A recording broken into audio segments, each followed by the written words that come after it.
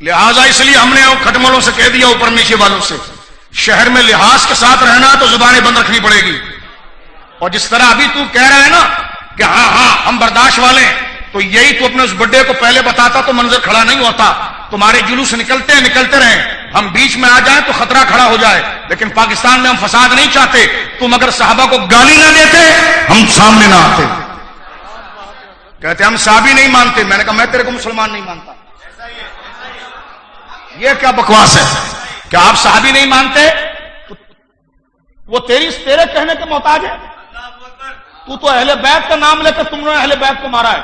امام حسین کو تم نے مارا، امام حسن کو تم نے مارا، آج تک ان کے پورے نظام کو تم نے برباد کیا.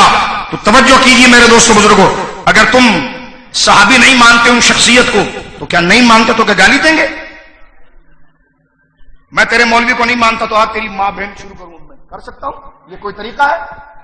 کہ لگے کیوں گالی دے؟ میں نے کہا اس لیے کہ میں تجھے مانتا نہیں. تو نہیں مانتا تو گالی دیں گے آپ؟ غور کر رہے ہو؟ اور یہ سنی نوجوان پہلوان اور یہ جن کی ماؤں نے وفا کے دودھ پلائیں، یہ بغیرتوں کی طرح بیٹھے رہیں گے کہ صحابہ کو گالی دی جائے؟ یہ جوان بیٹھے رہیں گے؟ یہ جوان پہلے انتظامیہ سے کہیں گے ان کو سنبھالیے. نہیں سنبھالتے تو انشاءاللہ علاج کرنا سنی کو آتا ہے. الحمدللہ ہم مظلوم ہیں، ہم پر ظلم کیا گیا. کیا ہمیں صدا لگانے کی بھی آواز نہیں؟ کہ اپنا زخم بتانے کی بھی آواز نہیں؟ اپنا درد بیان کرنے کی بھی آواز نہیں؟ گلیوں میں منبروں پر تم سیدہ عائشہ کو گالیاں دو، حضرت معاویہ کو گالیاں دو، سیدنا صدیق اکبر کو گالیاں دو، جن کے ناموں سے یہ مسجد کے مینار سجے ہوئے ہیں. وہ ہمارے نزدیک ایمان ہے، ہمارے باپ سے عزیز ہے. پائیں تو زبان کھینچ کر متے کی نسل تیرے قدموں میں گھسیڑ دیں، لیکن ہم پاکستانی ہیں، لحاظ قانون کا کرتے ہیں اور مطالبہ کرتے ہیں جن سوروں پر FIR کٹی ہے ان کو قرار واقعی سزا دی جائے. بعد ایک جملہ بھی نہیں بولیں گے، اس کے بعد بولنا ہم گناہ سمجھیں گے اپنے، نہیں بولیں. ظلم دیکھو، گالیاں دی ہیں پھر شور مچاتے ہیں. گالیاں بھی دی صحابہ کو، توجہ ہے، گالیاں بھی دی. اور ایک وہ ان کا کالا ہے، ببول کے کاٹے جیسا منہ ہے اس کا. میں گاڑی میں سفر کر رہا ہوں، میں نے کہا تم کچھ نہیں اکھاڑ سکتے ہمارا، تم کیا کر سکتے ہو؟ کچھ نہیں کر سکتے ہو. ہمارا ایمان ہے صحابہ اور اہل بیت. تو لہذا سنیو، آپ کی اپنی دیکھو، ہم کسی کو چھیڑتے نہیں، لیکن جو چھیڑ دے تو پورا ہاتھ دیتے ہیں پھر اس کو ہم. یہ یاد رکھنا. اور میں اس زبان میں تم سے بات کر رہا ہوں، صحابہ کے لیے زبان شائستہ استعمال کرنا. پہلی بات تو تیری گندی زبان اس لائق نہیں کہ اس پہ صحابی کا نام آ جائے. کہتے ہم مانتے نہیں. میں نے کہا مان لیتا تو مسلمان ہو جاتا، نام مان کر ہی تو کھڑا ہے یہاں پر. ابو جہل بھی تو کہہ رہا تھا کہ معجزہ دیکھ کر نہیں مانتے، یہاں سلو دیکھ کر نہیں مان رہا ہے، صلح ہو گئی نہیں مان رہا ہے. تو لہذا ہم شدت پسند نہیں ہیں، ہم مظلوم ہیں. مظلوم ہم اکثریت ہے. اکثریت کہتے ہیں اکثریت ہم ہیں. میں نے کہا کرا لو پھر ریفرنڈم، کرا لو، علاقوں سے کروا لو.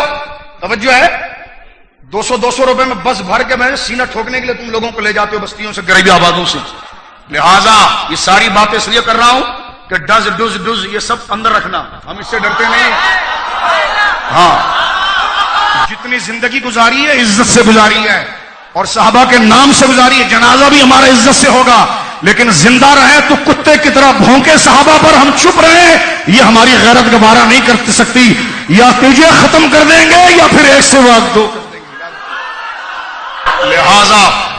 لہذا یہ ایفیشنسی دکھانا کہ نہیں اب مجلس میں نا، اب آپ صبر کر کے رہیے، صبر کر کے رہیے. تو میں نے کہا یہی پہلے اپنے خنزیروں کو سکھاتا نا کہ صبر کر کے رہیے. آگ لگا کر پھر تو بہت بڑا ساہوکار بن رہا ہے، بہت بڑا مصلح امت بن رہا ہے، بہت بڑا نرم دل بن رہا ہے، بہت بڑا مفکر بن رہا ہے تو کہ ہم تو اصلاح چاہتے ہیں. چپ رہیے، صبر کریے، صبر. اب ایک کھٹمل صبر تو نہیں، صبر ہم نے کیا ہے، ہم نے کیا ہے. کہتا ہے چہلم میں اتنی عوام لے آئیں گے کہ زمین آسمان ایک ہو جائے گا. میں نے اداروں سے کہا کہ ان کا نخرہ نہیں اترا تو کل پھر ہمیں جنا روڈ جام کرتے پھر بتائیے. میں اس لیے کہتا ہوں کہ ترکی ب ترکی جواب نہ دو، اپنی غلطی کو تسلیم کرو، غلطی کو تسلیم کرو. جو تمہارے کو ایران سے سبجیکٹ آ رہا ہے نا کہ مقدسات کی توہین نہیں کریں گے، تو گھچکرن کی اولاد پھر اس پر عمل بھی کر. توہین نہیں کرنا صحابہ کی. توجہ ہے آپ کی؟ آگے چلیے.